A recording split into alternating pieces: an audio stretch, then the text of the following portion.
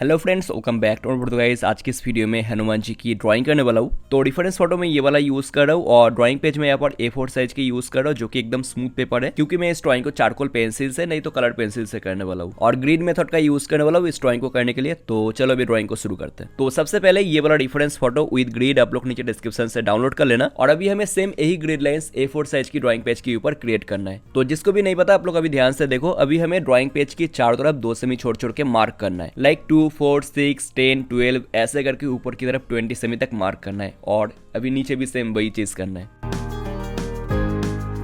और बाकी की दोनों साइड्स में भी सेम ऐसे ही 28 सेमी तक मार्क करना है।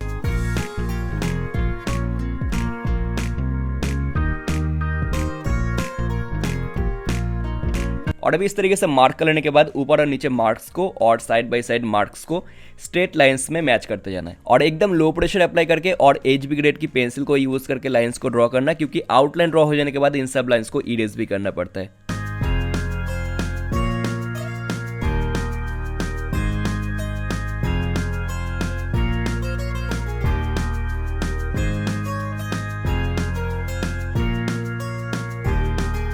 नेक्स्ट अभी डिफरेंस फोटो में देखो, ऊपर की साइड में और लेफ्ट साइड में जिस तरीके से नंबरिंग हुआ है सेम वैसे ही अभी हमें ड्राइंग पेज के ऊपर भी कर लेना है।